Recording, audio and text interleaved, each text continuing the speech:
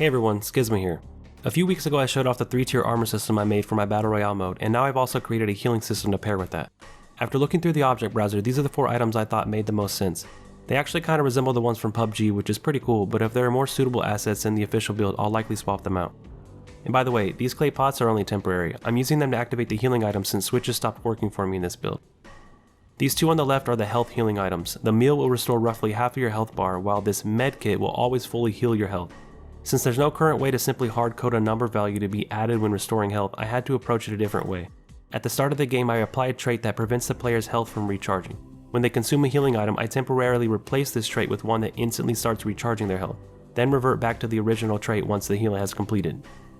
Scripting the medkit was easy, but the meal on the other hand was pretty tough to code and took a lot of out-of-the-box thinking. Since base health is 90 HP, I wanted the low-level healing item to always restore 45 HP, and thought I simply needed to find out how many seconds it took to do so. The problem is, I quickly discovered that health regeneration is non-linear, so it doesn't restore at a constant rate. It starts off fast and then tapers off toward the end. This means that if I set the regen period to 1 second, you would gain more HP if you were very low on health than you would if you were around half or more health.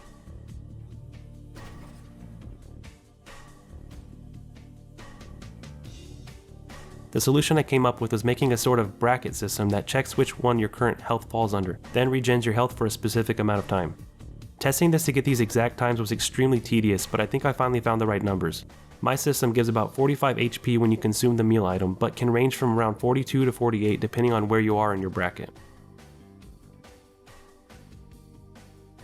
Thankfully, the shield regeneration does happen at a constant rate, so this was much easier to script.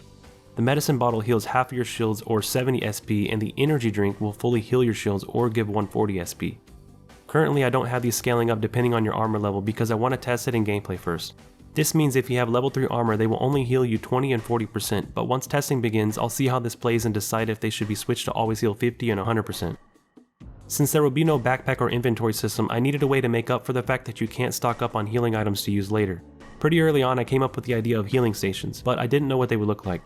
I came across this Forerunner piece from the map fragmentation and thought it would work perfect. The way it works is, once activated, a visual effect will appear above you and you'll begin regenerating health followed by your shields.